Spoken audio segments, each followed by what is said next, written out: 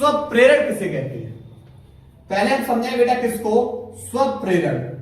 तो स्वप्रेरण का मतलब होता है स्वतः ही प्रेरित हो जाना, स्वतः ही प्रेरित होना। मतलब आपको रिजल्ट निकालना है तो आप स्वतः ही प्रेरित हो जाओगे, नहीं मुझे ऐसा करना है।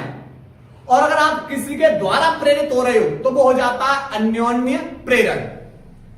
तो जब किसी कुंडली से बद्ध चुंबकीय फ्लक्स के मान में परिवर्तन किया जाए तो चुंबकीय फ्लक्स के मान में परिवर्तन करने पर उसी कुंडली में प्रेरित विद्युत वाहक बल अथवा प्रेरित विद्युत धारा उत्पन्न होने की घटना क्या कहलाती है? स्वप्रेरण कहलाती है। क्या बताया हमने, लिखा बोल रहे हैं, लिखेंगे किसी कुंडली से बद्ध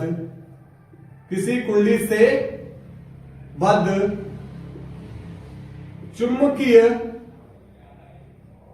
फ्लक्स के मान में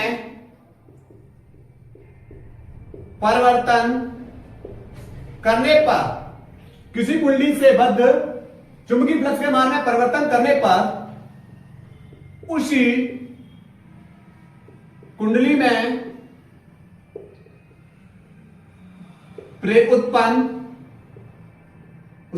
उत्पन्न प्रेरित विद्युत वाहक बल तथा प्रेरित धारा उत्पन्न होने की घटना क्या कहलाती भाई? यही कहलाती है स्वप्रेरण, स्वप्रेरण कहलाती है। क्लियर? अब हम पढ़ेंगे किसको, स्वप्रेरण गुणांक अथवा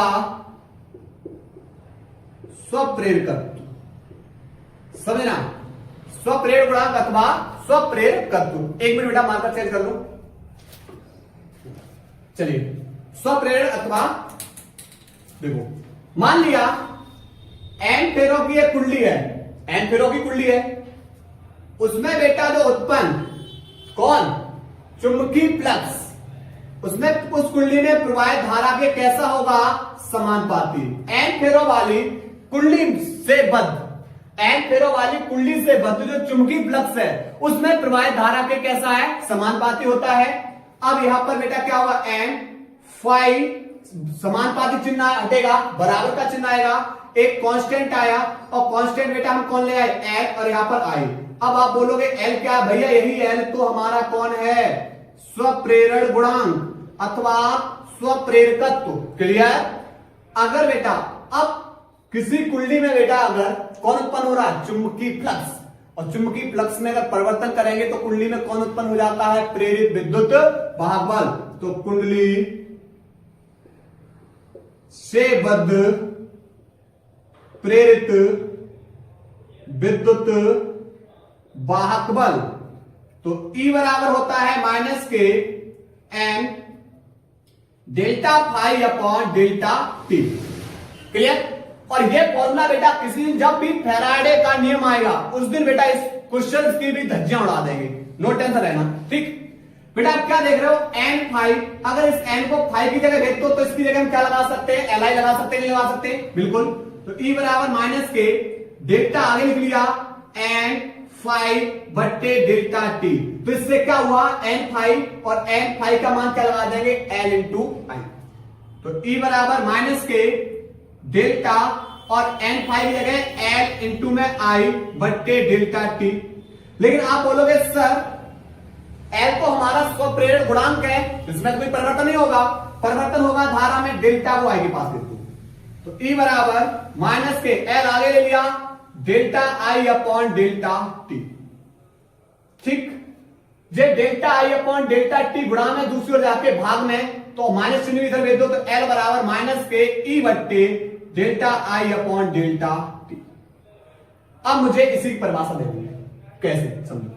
मैंने मान लिया delta I upon delta T धारा में परिवर्तन की दर मैंने मान लिया कितना, 1 एम्पियर प्रति सेकंड। माना धारा में परिवर्तन की दर कितनी है? 1 एम्पियर प्रति सेकंड। तो बेटा इसकी जगह जब 1 लगाओगे तो L बराबर किसके हो जाएगा? E के। और L क्या है? आप बोलो सर ये तो स्वप्रेरण गुणांक है। और E क्या है? विद्युत वाहक बल है। विद्युत वाहक बल है। तो आप परिभाषा क्या दोगे?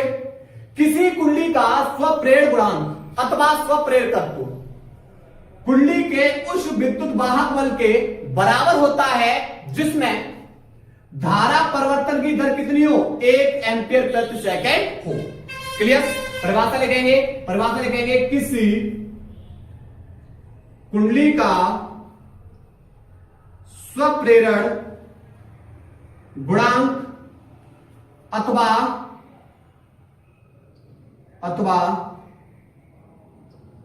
स्वप्रेरकत्व कुंडली के उस